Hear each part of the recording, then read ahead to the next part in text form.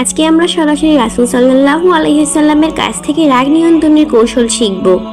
চারটি ভিন্ন ভিন্ন হাদিস থেকে আমরা দেখব এবং জানার চেষ্টা করব যে কেউ যখন এমন কোনো কাজ কিংবা আচরণ করে যার ফলে যে কারোর রেগে যাওয়া স্বাভাবিক, এমন পরিস্থিতিতে রাসূল সাল্লাল্লাহু আলাইহি ওয়াসাল্লাম কেমন আচরণ করতেন এবং তিনি কিভাবে সেই পরিস্থিতি নিয়ন্ত্রণ করতেন।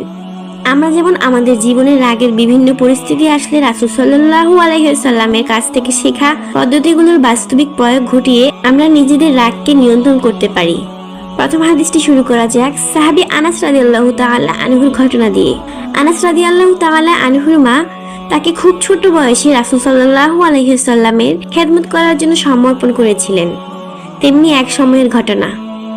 আনাস রাদিয়াল্লাহু তাআলা আনহু ছিলেন 8 বছরের ছোট্ট একটি বালক। রাসূল সাল্লাল্লাহু আলাইহি ওয়াসাল্লামের ছোটখাটো কাজগুলো তিনি করে দিতেন, তবে যতটা না তিনি কাজ করতেন তার থেকে দুষ্টুমি করতেন ঢের বেশি। একদিন রাসূল সাল্লাল্লাহু আলাইহি ওয়াসাল্লাম আনাস রাদিয়াল্লাহু তাআলা আনহুকে একটি কাজে বাইরে পাঠালেন। যাওয়ার পথে আনাস রাদিয়াল্লাহু তাআলা আনহু দেখলেন কিছু ছেলে একসাথে খেলা করছে। তাদেরকে দেখে ছোট্ট আনাস রাসূল সাল্লাল্লাহু আলাইহি ওয়াসাল্লামের দেওয়া কাজের কথা বেমালুম ভুলে গিয়ে খেলায় মজে গেলেন। খেলার ঘুরে যে কতটা সময় কেটে গেছে সে ব্যাপারে ছোট্ট আনাসের কোনো খেয়ালই ছিল না। এমন সময় তিনি হঠাৎ করে খেয়াল করলেন বিশাল সাইজের কোনো এক খেলোয়াড় পেছন থেকে তার ঘাড় চেপে ধরেছে। ছোট্ট আনাস সেই খেলোয়াড়কে দেখার উদ্দেশ্যে মাথা ঘোরালেন, কিন্তু কি, এই যে স্বয়ং রাসূলুল্লাহ সাল্লাল্লাহু আলাইহি ওয়াসাল্লাম একমুখ হাসি নিয়ে উপস্থিত। রাসূল সাল্লাল্লাহু আলাইহি ওয়াসাল্লাম অবশ্যই কোনো জরুরি কাজের জন্য আনাস রাদিয়াল্লাহু তাআলা আনহুকে বাইরে পাঠিয়েছিলেন, কিন্তু অনেক সময় পার হয়ে যাওয়ার পরও যখন আনাস রাদিয়াল্লাহু তাআলা আনহু ফিরলেন না, তখন রাসূলুল্লাহ সাল্লাল্লাহু আলাইহি ওয়াসাল্লামের রেগে যাওয়াটাই স্বাভাবিক ছিল। কিন্তু তিনি আনাস রাদিয়াল্লাহু তাআলা আনহুর উপর রাগ তো করলেন না, বরং তিনি রসিকতা করলেন এবং তার কাছে গিয়ে মজা করলেন। তিনি এই ঘটনাটি রাগের অংশটিকে ইগনোর করে মজার অংশটিকে প্রাধান্য দিলেন। সুতরাং এই হাদিসটির মাধ্যমে আমরা রাসূল সাল্লাল্লাহু আলাইহি ওয়াসাল্লামের কাছ থেকে রাগ নিয়ন্ত্রণের যে কৌশলটি শিখলাম তা হলো রাগকে হিউমেরাস দিয়ে পরিবর্তন করে ফেলা। আমাদের সাথে যখন রেগে যাওয়ার মতো কিছু ঘটে তখন আমাদের উচিত হবে ঘটনাটির রাগের অংশটিকে উপেক্ষা করে হিউমেরাস অংশটির দিকে মনোযোগ দেওয়া। আরেকবারের ঘটনা, রাসূলুল্লাহ সাল্লাল্লাহু আলাইহি ওয়াসাল্লামের স্ত্রীদের মধ্যে আয়েশা রাদিয়াল্লাহু তাআলা আনহা রান্নায় খুব একটা পারদর্শী ছিলেন না। রান্নার জন্য প্রসিদ্ধ ছিলেন উম্মে সালামা রাদিয়াল্লাহু তাআলা আনহু। একদিন রাসূলুল্লাহ সাল্লাল্লাহু আলাইহি ওয়াসাল্লাম যখন সাহাবীদেরকে নিয়ে আয়েশা রাদিয়াল্লাহু তাআলা আনহুর ঘরে বসে আলাপ করছিলেন, তখন সালামা রাদিয়াল্লাহু তাআলা আনহু নিজের রান্না করা খাবার দিয়ে আয়েশা রাদিয়াল্লাহু তাআলা আনহুর ঘরে একটি বাটি পাঠালেন। তখন আয়েশা রাদিয়াল্লাহু তাআলা আনহু ভীষণ মন খারাপ করলেন। ব্যাপারটা অনেকটা এরকম যে আমার রান্না কি এতটাই খারাপ যে অন্য ঘর থেকে খাবার আনতে হবে? আয়েশা রাদিয়াল্লাহু তাআলা আনহু রেগে গিয়ে এক আচারে খাবারের প্লেটটা ভেঙে ফেললেন।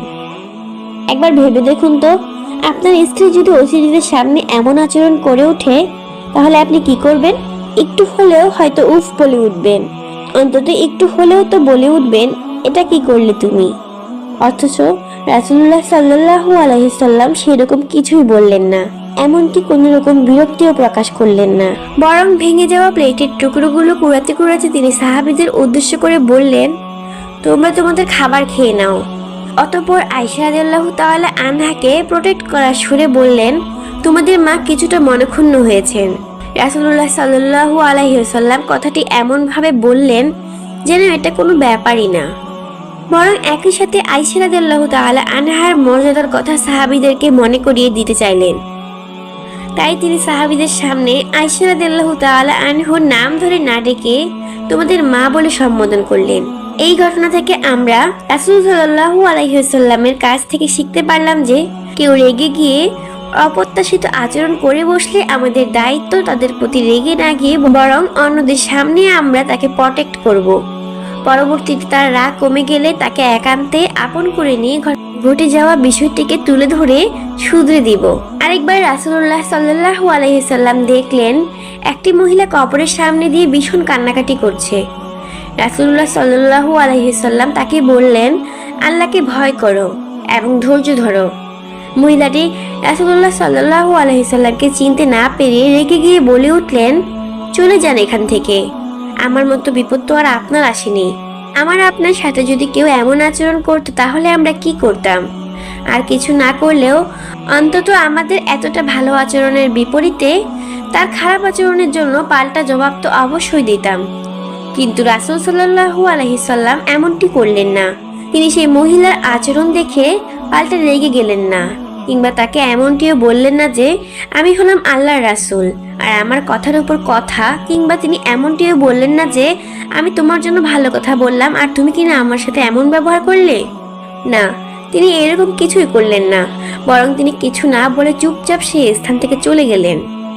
কেননা তিনি বুঝতে পেরেছেন যে মহিলাটি এই মুহূর্তে অধিক শোকে জর্জরিত এবং একই সাথে সে অতিরিক্ত মাত্রায় রেগে আছে, এমনকি রাসূল সাল্লাল্লাহু আলাইহি সাল্লামকে পর্যন্ত চিনতে পারেননি। এই অবস্থায় তাকে বোঝাতে গেলে হয়তোবা সে বুঝবে না, কিন্তু সে শান্ত হওয়ার পর যদি তাকে এই ব্যাপারে বোঝানো হয় তবে নিশ্চয়ই সে বুঝবে। এই কারণে রাসূলুল্লাহ সাল্লাল্লাহু আলাইহি সাল্লাম তাকে কিছু না বলে চুপচাপ সেখান থেকে চলে গেলেন।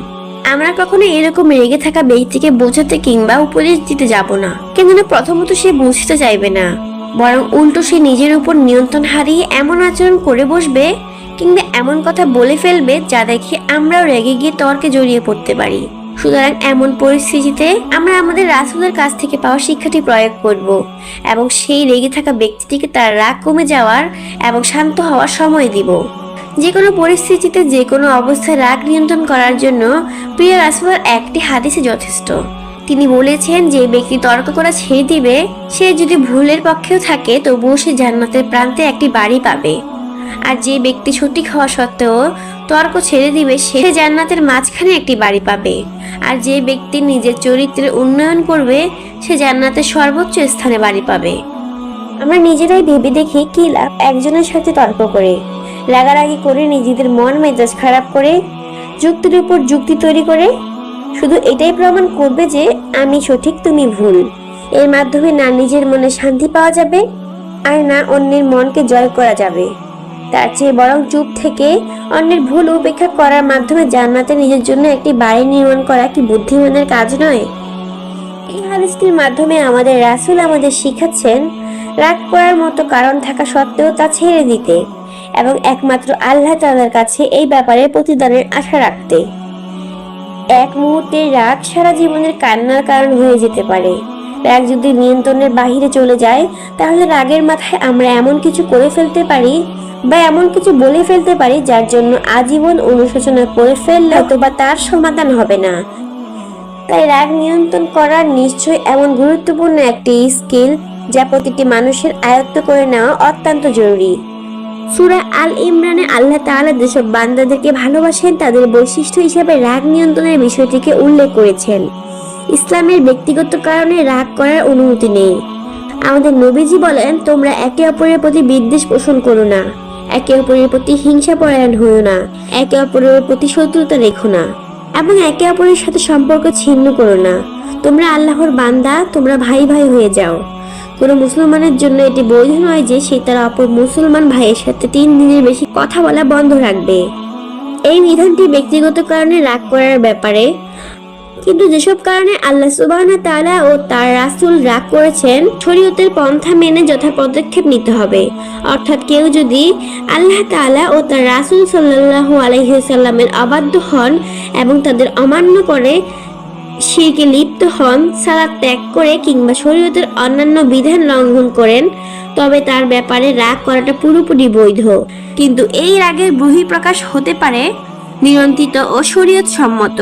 আমরা রাসূল সাল্লাল্লাহু আলাইহি সাল্লামের কাছ থেকে ব্যক্তিগত কোনো কারণে আসা রাগ নিয়ন্ত্রণ করার যে পদ্ধতিগুলো শিখলাম তা জীবনে বাস্তবায়ন করার সর্বোচ্চ চেষ্টা করব ইনশাআল্লাহ, যেন আমরাও সেই সৌভাগ্যবান বান্দাদের অন্তর্ভুক্ত হয়ে যেতে পারি যাদেরকে আল্লাহ তাআলা ভালোবাসেন।